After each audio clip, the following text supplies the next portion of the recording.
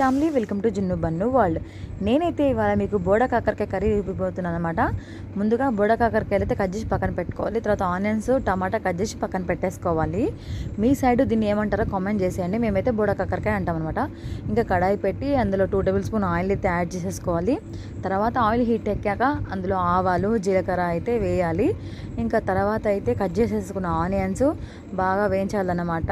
ఇంకా తర్వాత ముందుగా కట్ చేసుకున్న బోడ కాకరకాయ కూడా కట్ చేసేసాలి. ఇక అవి కొంచెం ఆయిల్లో ఫ్రై అయినాక అందులో కొంచెం పసుపు అల్లం వెల్లుల్లి పేస్ట్ కూడా యాడ్ చేసేసుకోవాలన్నమాట. కొంచెం ఆయిల్లో ఫ్రై అయితే చేసేసాలి.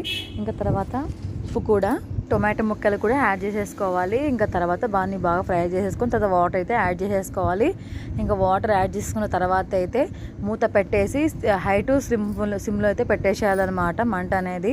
ఇంకా 5 మినిట్స్ అలాగనే ఉంచేసి ఇంకా తర్వాత కొంచెం దగ్గరికి అయినాక కారం అయితే వేయాలి.